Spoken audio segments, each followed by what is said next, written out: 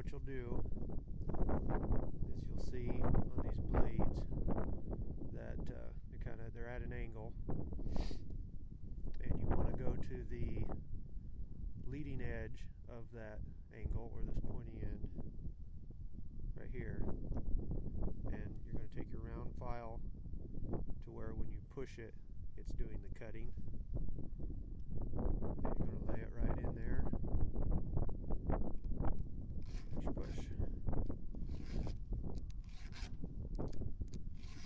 Maybe take just a few rasps on that one.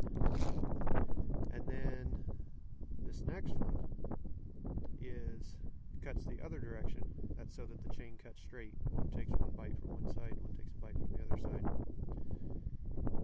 So you need to flip your file around. Push from this direction.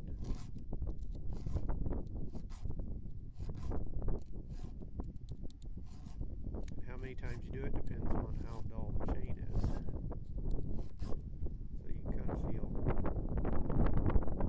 getting sharp. And then just move it up to the next one. This chain is not in very bad shape. If you happen to hit a nail or something, or a piece of wire, you're going to sharpen it a lot more. It just depends on how dull it's got.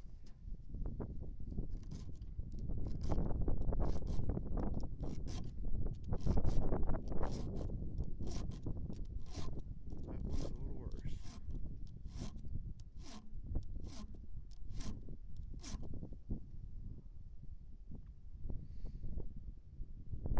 Okay, now after you have done all of those on this chain,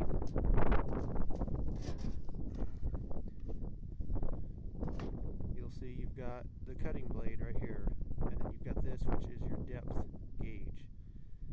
That rides right in front of the cutting blade, and that cutting blade is so many thousandths of an inch higher than that depth gauge, and that lets that cutting blade only take so much wood. So as your chains wear and as you sharpen them, these slowly get lower and lower, and if you don't file this down just a tad, you're eventually going to get where your chain does not cut very fast at all. So you don't want to take a lot, and you can be real scientific about it, or just take a few swipes each time you sharpen it and file this down just a tad, and that seems to work pretty good for how long chains last. So just take a file that's got a flat side, go on there, there you go, and that's all I do, and that seems to work pretty good. And that's how you sharpen a chainsaw chain.